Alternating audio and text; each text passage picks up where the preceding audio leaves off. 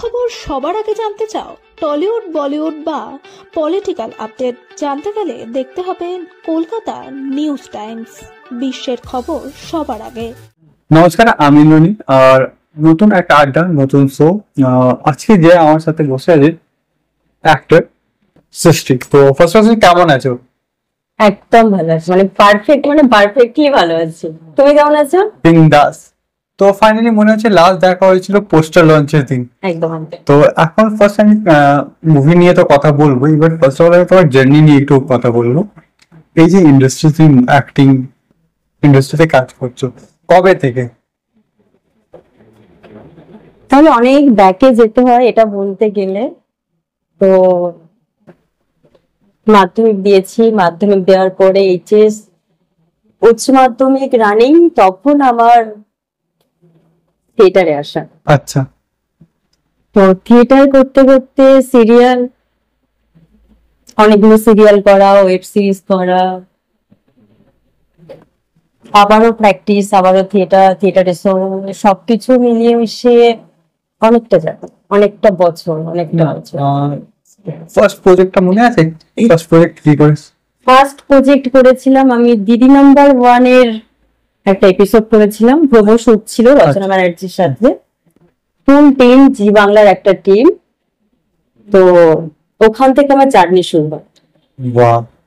আজকে ডেটে তোমাদের সামনে আলো। মানে ওটা কোন ইয়ার ছিল?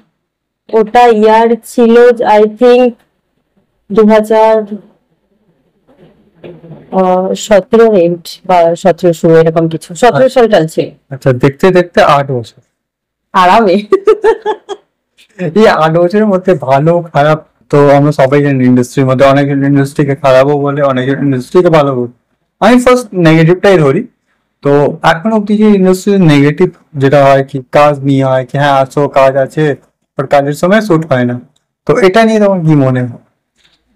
এটা নিয়ে কি মনে হয় বলতে, দেখো আমার সাথে এখনো অব্দি খারাপ কিছু ঘটেনি। ওয়াও, তাহলে সব থেকে পজিটিভ একটা রিজাল্ট বলতে পারি। একদম ইন্ডাস্ট্রিতে শুনেছি যে খারাপ আছে, ভালো আছে, মন্দ আছে, বাট আমার সাথে এখনো অব্দি খারাপটা কিছু ঘটেনি, এবং ঘটার হয়তো আমি সুযোগ দিইনি। কারণ তুমি যেমনটা দেবে তেমনটাই তুমি পাবে, বা সেম আমার ক্ষেত্রেও তাই। আচ্ছা। তো আমি নিজেকে লাকি মনে করি সিরিয়াসলি, যে আমার সাথে এখন অব্দি খারাপটা কিছু ঘটেনি। তাহলে তো ভালো। তো এই যে আজকাল আমরা সবাই এই যে অ্যাক্টিং ইন্ডাস্ট্রি মানে এন্টারটেইনমেন্ট ইন্ডাস্ট্রি কেন, যদি আজকে যদি এটা হতে না তো কি করতে? এটা যদি হতো না তাহলে কি করতাম? ডিফিকাল্ট কোশ্চেন, এর জন্য মারাত্মক কোশ্চেন করেছো তুমি একটা। তো বাড়ি থেকে মা চেয়েছিলেন আমি নার্সিং এ যাই। তো আস্তে আস্তে আমি যখন বড় হচ্ছি তখন আমার ইচ্ছা ছিল আমি টিচারিতে আসবো। তো তারপর থেকে আস্তে আস্তে যখন বন্ধু বান্ধব বাড়ছে, সবাই যখন কাজ করছে, স্কুল কলেজ চলাকালীন সবাই একটা হয় না, একটা পকেট মানির দরকার, একটা টাকার দরকার। তো সবসময় তো বাবা মায়ের কাছ থেকে হয় না একটা এজের পরে এসে কোথাও গিয়ে মনে হয় যে না চলো ঠিক আছে, 2 টাকা ইনকাম করলেও নিজে কর। তো সেই সময় আমার নিজস্ব একটি পার্লার ওপেন হয়, যেটা আমার মা করে দিয়েছিলেন। তো সেখানে আমি কিছুটা কাজ করি, কিছুদিন কাজ করি সবাইকে নিয়ে, ফুল স্টাফকে নিয়ে। কাজ করতে করতে কোথাও গিয়ে মনে হচ্ছে যে আমার এই কাজটা আমার জন্য না, আমার জন্য অন্য কিছু লুকিয়ে আছে, অন্য কিছু আছে, বা ওই প্রফেশনটার জন্য আমি আছি। তো সেখান থেকে পার্লার অফ করা, তারপরে গিয়ে এখানে আসা, অ্যাক্টিং করা, অভিনয় করা, মানে বলতে পারে ভালোই লম্বা জার্নি আছে। অনেকটা। এই লোক ভাবে না এই যে 8 বছর জার্নিটা, 8 বছরের পেছনে তো অনেক লম্বা জার্নি, লোক এটা দেখে না। ঠিক আছে, তো এখন রিসেন্টলি মুভির দিকে, এখন রিসেন্টলি আগুন, এখন সব জায়গায় আগুন চলছে, চতুর্দিকে আগুন। তো এই যে রিসেন্টলি সামনে পোস্টারও দেখতে পাচ্ছি খুব সুন্দর। একদম ফার্স্ট আমি কথা আগুনের আগে আমি রাহুলদার কথা বলবো। ডাইরেক্টর, প্রোডাকশন হাউস, রাহুলদাকে নিয়ে আগে কি বলবো এটা বল। কে রাহুল? অ্যাকচুয়ালি রাহুলদা কে? আমি প্রথম থেকে ওনার সাথে দেখে আসছি as a director Rahul Saha. ওনার পেছনে অনেকগুলো ইতিহাস, অনেক জার্নি, সেটা আমার থেকে উনি ভালো এবং বেস্ট বলতে পারবেন। তবে আমার সাথে যখন ওনার পরিচয় হয় আমি দেখছি as a director Rahul Saha. তারপরে ওনার সম্বন্ধে যদি আমাকে বলতে বলো তো এক কথায় বলবো, এরকম মানুষ ইন্ডাস্ট্রিতে খুঁজে পাওয়া তাও আছে। তাহলে বলতে পারি মিস্টার পারফেক্ট বলতে পারি। একদম। ওয়াও। শুধু আমার জন্য না, এখানে ফুল টিমের জন্য উনি মানে যতটা আমাদেরকে দিয়েছেন আজও অব্দি স্টিল না, এখন আমি এখানে বসে আছি ওনার জন্য। ওয়াও। না এবং তোমার সঙ্গে কথা বলছি তার জন্য। না, রাহুল দাকে আমি বলতে পারি 1-2 বছর হয়ে গেছে দেখছি, কেন ফার্স্ট আমার মনে আছে মোমো, এটা মুভি হয়েছিল তো, হ্যাঁ তখন থেকে আজ অব্দি জার্নি চলছে। তো এই যে এখন আগুন নিয়ে আমি কথা বলছি, তো এই যে আগুন মুভি, ফার্স্ট তোমার ক্যারেক্টারটা নিয়ে একটু বলো। আগুন কত লাগাচ্ছে?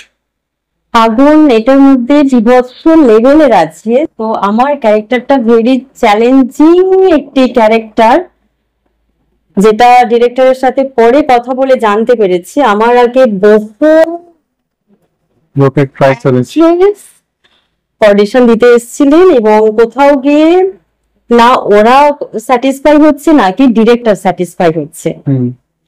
তারপরে সামহাউ আমি আসি, তো আমাকে পরে বলেছিলেন যে তোমার যে ক্যারেক্টারটা, আমি অনেক চেষ্টা করেছি, অনেক খুঁজেছি, অনেকে এসছে, রিহার্সাল করেছে 2-3 দিন 4-5 দিন, যেটাই হোক, কোথাও কি অ্যাডজাস্টমেন্ট হয় না, ইনি স্যাটিসফাই, ডিরেক্টর স্যাটিসফাই নাকি তারা স্যাটিসফাই সেই জায়গাটা থেকে।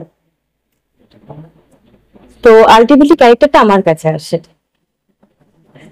তো সেখানে দেখলাম যে এমন কিছু জিনিস আছে এটার মধ্যে বাকিরা হয়তো দিতে পারছিলেন না, বা ডিরেক্টর তাদের থেকে যেটুকুনি চাইছে সেটুকুনি পাচ্ছেন না।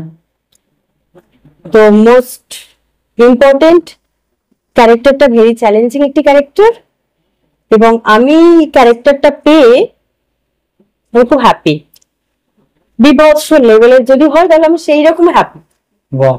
তো এখানে অ্যাজ এ লিড যদি বলি, এখানে আমরা সানুদাকে দেখতে পাচ্ছি। তো সানুদার সাথে তোমার কেমন বন্ডিং?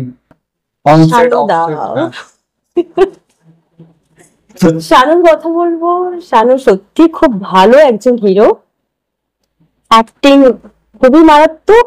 ফার্স্ট ওর সাথে যখন আমার শর্ট হয়, রিহার্সাল আমি অন্য কারোর সাথে করেছি। আচ্ছা। শানুর চরিত্রটা আমি অন্য কারোর সাথে করেছি। আমি শানুর ছবিটা দেখেছিলাম যে এই আমার হিরো আছে, ডিরেক্টর দেখেছিলেন যে এই আমাদের হিরো আছে। তো যেদিন আমাদের ফার্স্ট শুট হয় হিরোর সাথে আমার, শানুর সাথে আমার, মেকআপ রুমে ওর সাথে আমার পরিচয়, সামনাসামনি দেখা। এর আগে ও হয়তো আমাকে ছবিতে দেখেছে, আমি হয়তো ওকে ছবিতে দেখেছি।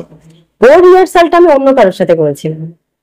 তো মেকআপ রুমে ওর সাথে আমার আলাপ 5-7 মিনিটের জন্য, তারপরে ডিরেক্ট চলে যাবে ফ্লোরে। ওখানে গিয়ে আমাদের ডিরেক্টর স্যার যখন একটা হয় না, একটা রিহার্সাল ফার্স্ট শটে যাব, ওর সাথে আমার পরিচয় নেই, কখনো রিহার্সালও করিনি সেই জায়গাটা থেকে দাঁড়িয়ে। তো স্ক্রিপ্ট নিয়ে দাঁড়িয়েছেন স্যার, আমরা দুজনে দুদিকে আছি, ওর মধ্যিখানে আছেন। তো আমাদেরকে রিহার্সাল একবার অন করানোর সুযোগ এসেছিল। তো তারপরে কোথাও গিয়ে টাইমিং এর অভাব, ডে লাইটে কাজ, রিহার্সাল আর হলো না, ডিরেক্ট চলে গেল শটে। ওর সাথে আমার শটে গিয়ে মানে হয় না একটা কেমিস্ট্রি, খুব কাছাকাছি একটা কেমিস্ট্রি আছে আমাদের দুজনের, হ্যাঁ না? আগে থেকে যদি আমরা পরিচয়টা না করে থাকি, মানুষের কি হয় যে একটা বন্ডিং, একটা তুমি কি বলছো বা আমি কি বলছি, এটা ব্যাপার থাকে। তো ও সেমও বলবে যে সৃষ্টির সাথে আমার কোথাও গিয়ে রিহার্সাল করার সময়টা পাইনি, একদম ডিরেক্ট করে। লোকের মাইন্ডসেটও আলাদা হয়, কিন্তু আমাদের সেই জায়গাটা গিয়ে না কোথাও গিয়ে মনে হয়নি যে ওর সাথে আমি রিহার্সাল করিনি। ফার্স্ট আলাপ একটু মনে মানে খুব কাছের ভাবে আপন ভেবে একদম ও কাজটা করেছে আমিও করেছি, মানে ও আমাকে বুঝতে দেয়নি যে তোমার সাথে ফার্স্ট আমার সাথে আলাপ বা শর্টে যাচ্ছি, সেম আমার ক্ষেত্রেও তাই। তো এক কথায় বলবো অসাধারণ একজন মানুষ, এবং অ্যাক্ট্রেস হিসেবে অ্যাক্টর হিসেবে খুব মানে হেল্পফুল, খুব খুব খুব। একটু আগে অ্যাক্ট্রেস সানুদা এসে যদি ভিডিওটা নিউজটা দেখে তোমার বলে আমাকে অ্যাক্ট্রেস বানিয়ে দিচ্ছে। অ্যাক্ট্রেস উভয়কে বোঝায়, ছেলে মেয়ে উভয়কে বোঝে। এবার অ্যাক্টর আর অ্যাক্ট্রেস যখন আমি ডিভাইডেড করবো তখন ছেলে মেয়ে মেল ফিমেল তখন চলে আসে। একদম। তো তোমার ক্যারেক্টারটা নিয়ে একটু বলো তাহলে। আমার ক্যারেক্টার হচ্ছে এখানে ওই যে বললাম একটু আগে তোমাকে বললাম যে একটা মারাত্মক ক্যারেক্টার আমি প্লে করছি। তো সেই জায়গাটা সুন্দর একটি সোশ্যাল মানে মেসেজ এখানটা আমরা দিয়েছি বা ডিরেক্টর দিয়েছেন ওখানে, যেখানে হচ্ছে আমি একটা কথাতেই এটা বলবো যে আমাদের লাইফে রিলেশন খুব ইম্পর্টেন্ট একটি পার্ট, যে কোনো রিলেশন হতে পারে। এবং টাকা মানি লাইফে তো টাকাই দরকার, মানে এক কাপ চা খেতে গেলেও টাকা দরকার, একটা সংসার করতে গেলেও টাকা দরকার। এবং মনে হলো চলো আজকে আমার মুডটা খারাপ আছে, একটু মুভি দেখে আসি, শপিং করে আসি, যার জন্য একটু মনটা ভালো হবে, মানি দরকার। একদম মানি কতটা ইম্পর্টেন্ট আমার চরিত্রের মধ্যে ওটা তুলে ধরা আছে। দর্শক বুঝবে যে আমি টাকা অপচয় করব না, সেভিংস করব। একটা সুন্দর রিলেশনটাকে বন্ডিং এ আনতে গেলে টাকাটা মোস্ট ইম্পর্টেন্ট। সেটা মা মেয়ের সম্পর্ক হতে পারে, যে কোনো সম্পর্কের মধ্যে হয় না।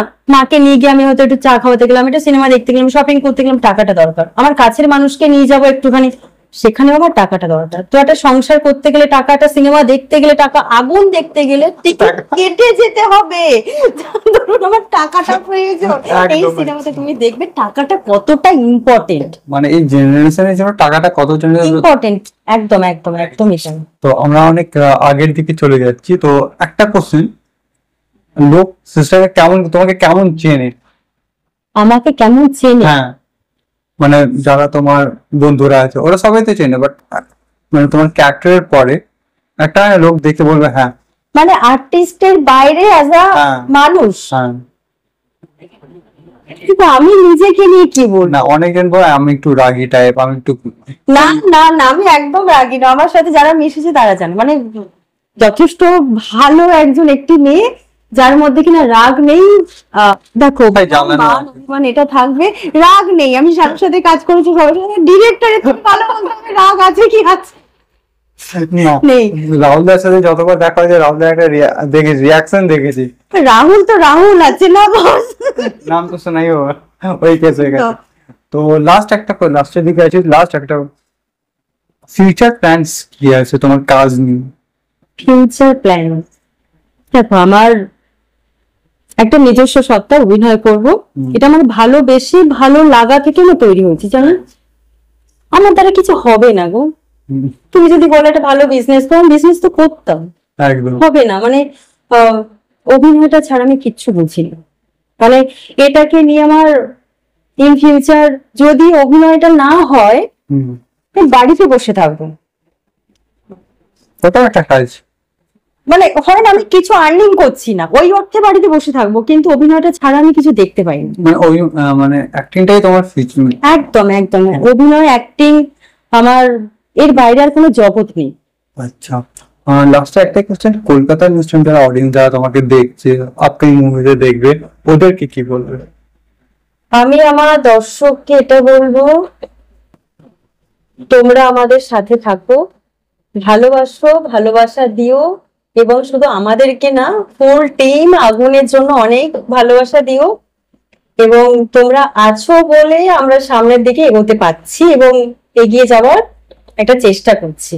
তো অবশ্যই তোমরা আমাদের সাথে থেকো, আগুনের সাথে থেকো, ফুল টিমের সাথে থেকো, ফার্স্ট অফ অল এই মানুষটির সাথে থেকো যেখানে আমরা তোমাদের সামনে ধরা দিতে পারবো।